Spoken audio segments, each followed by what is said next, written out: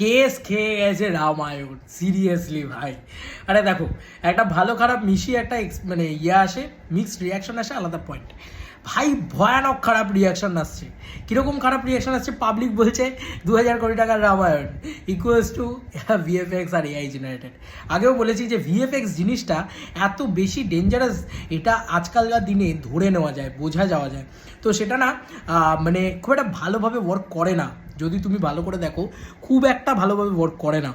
তো যখনই তুমি ভিএফএক্স ইউজ করবে, যখনই তুমি এআই ইউজ করবে, সেটা যদি আর্টিফিশিয়াল লাগে তাহলে কিন্তু সেটা লোকে বলবেই বলবে।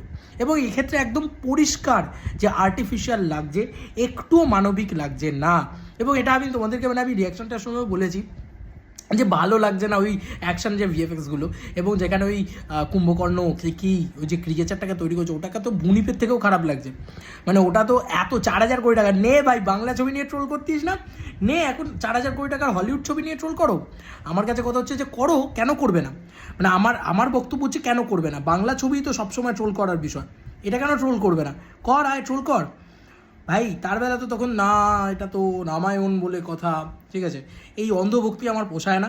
তো আমার কাছে বক্তব্য হচ্ছে আদিপুরুষ ডেফিনেটলি খারাপ, এটাও কিন্তু ইটসেলফ আ খারাপ প্রজেক্ট, এবং এটাও কিন্তু ফ্লপ হতেই আসছে। দুটো পার্ট তো, প্রথম পার্টটাই পিটবে, প্রথম পার্টটাই ঝাড় খাবে, তারপরে হবে তারপরের পার্ট, সেটা আরও বড় ঝাড় খাবে। কেন বলছি? কারণ মিউজিক বাদ দিয়ে এটার ভিতরে মানে তুমি দেখো প্রতিটা ফ্রেম খুব ফ্রিজ, ইভেন জল, মানে এগুলোও তো কেউ ফার্স্ট রিয়াকশানে খেয়াল করে না। জল থেকে শুরু করে প্রতিটা জায়গা সব কিছু মনে হচ্ছে ভিএফএক্স, সব কিছু মনে হচ্ছে এআই রিলেটেড। এরা আবার নাকি বারাণসীর সাথে আসে কম্প্যারিজন করতে, ওরে ওঠার রেসেস রাজামৌলি খেয়ে দিতে আসছে ভাই।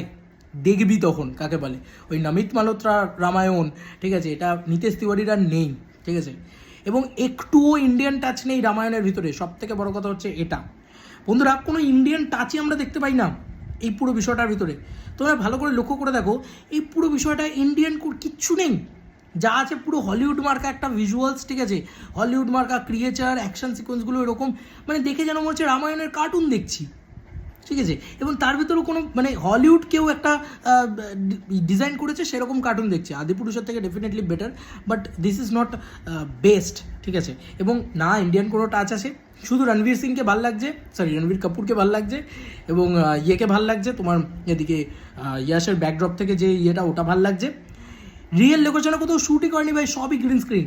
আর অরিত্রতা তো দেখলাম ভালো রকমভাবে চেটেছে, যে ওই হাতের যে অ্যাক্সটা এসে হাতে ধরছে যখন রাম, তখন পিছনে সবাই ফ্ল্যাট ফেস, ফুল দিচ্ছে সব ফ্ল্যাট।